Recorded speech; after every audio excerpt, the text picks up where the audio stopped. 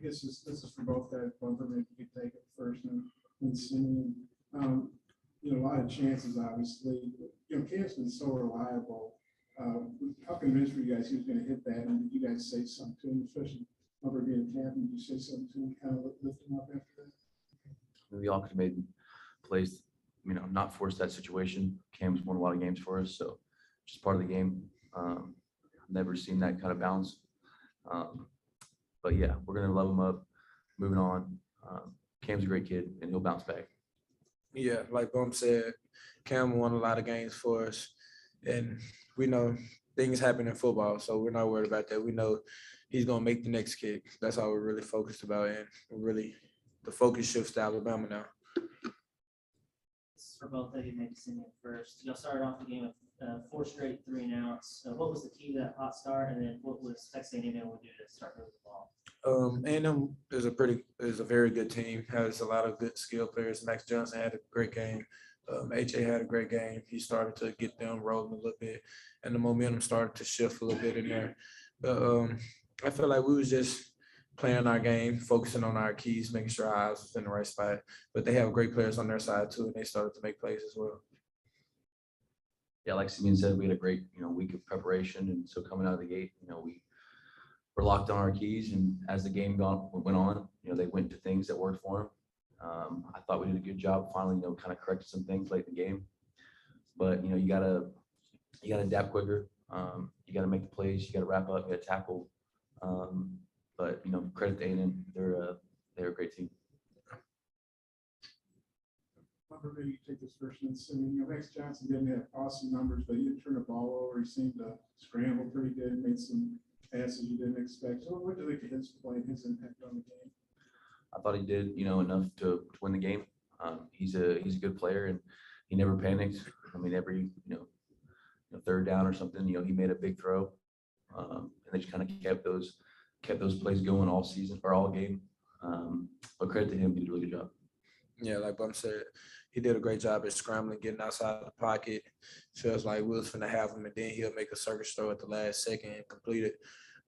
He's definitely a great player. He has some great players around him, and I feel like he just made plays that helped them win the game this week.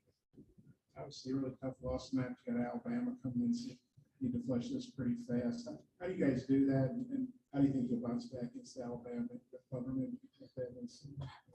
Yeah, we're already on to Alabama mentally. We'll obviously go in and clean up the things from the tape. But I thought the team, we fought hard. When we needed to make stops, we made stops. We got the offense, tracking down the field to give us a shot to win. So there's a lot of positives, I think, with the resilience of the team, but just too many errors. And when you play the SEC, 1 play, 2 plays are the difference between a win and a loss. Yeah, like Bum said, when you're in game, these SEC games and the conference games, you can't play perfect, but you have to play close to perfect as perfect can get.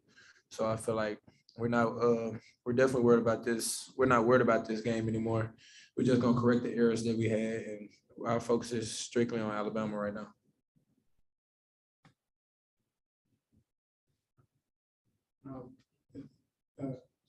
Devin and Shane, I guess he has 159 yards. What do you think of him? He's obviously a great player. Yeah, he's a great player. He's a great center of gravity. Thought he ran hard. They have a lot of talent, and whenever you're in there and you make mistakes, and guys like talent like that can beat you, and they did today. Or they beat us today, and they were well warranted. Yeah, I feel like he's a great running back.